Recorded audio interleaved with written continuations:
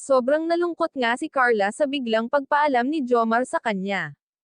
Bago ko ipagpatuloy ang maiksing reaction video na ito, hiling ko lang na patapusin ang panonood nito para malaman ang nilalaman nito, at kung bago ka pa lang sa munting channel na ito, paki-subscribe para lagi kang updated sa video ng mga kalingap. At pakisuportahan natin ang ama ng kalingap na si Val Santos, matubang Ate Edna Vlog, at si Kalingap Rab.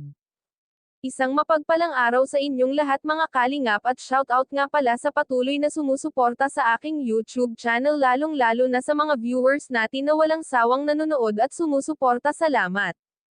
Nagpaalam na nga si Jomar kay Carla dahil mahaba-haba din ang bakasyon nito itong darating na linggo.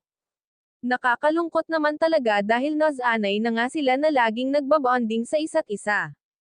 Dahil pag off-cam ay talagang close sila, kaya nga ngayon ay mahigit na isang linggo silang hindi magkikita dahil pupunta si Jomar sa Hong Kong kasama niya sina Kalingap Rab at pamilya nito.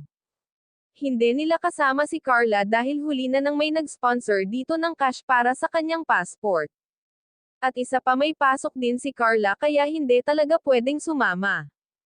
Gusto nga sana ni Kalingap Rab na kasama si Carla para makagawa sila ng serye dun sa Hong Kong. Sinabi naman ni Kalingap Rab na sa susunod ay makakasama na sila pero sa ibang lugar na iyon at hindi sa Hong Kong.